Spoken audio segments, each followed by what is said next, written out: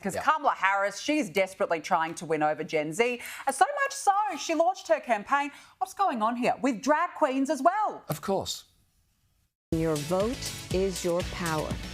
So please make sure your voice is heard this November and register to vote at vote.gov. Can I get an amen? Amen.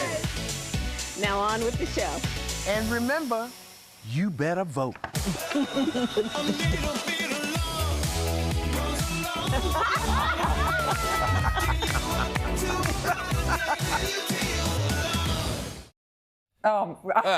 Make her president. I mean, what is going on, James? rather than tone down her ditziness, Kamala Harris's team think it will resonate with younger voters, and so they've put her on TikTok.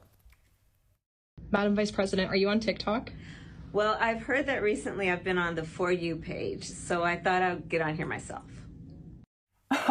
There's cringe and there's Kamala cringe. Oh, shocking. But you know what? I actually think, and I may be wrong about this, but I think it might actually work for her. As we said, they're not getting her to tone it down. They continue with this thing. So obviously they're aware that we make fun of it, but I just wonder if they have calculated people are so sick of just the doom and the gloom and the fighting and the angst of politics that maybe Kamala's laugh and her sort of breezy style. It's a cackle. It is a cackle. But people might say, you know what? Let's try that. At least it's bright and breezy. I mean, it's completely vapid, but just maybe that's what they're counting. Look, I'm not too sure, James, because in the end, it's all well and good for Kamala Harris to be, I'm down with the cool kids, I'm jiggy with it, everyone loves me, I'm the young person's cool. She's like a cool mum, you know. She's the 59-year-old young person. She's a 59-year-old who fancies herself as the cool mum. But the thing is, will it actually translate into votes? It's all well and good to get the likes on TikTok or Instagram, the followers.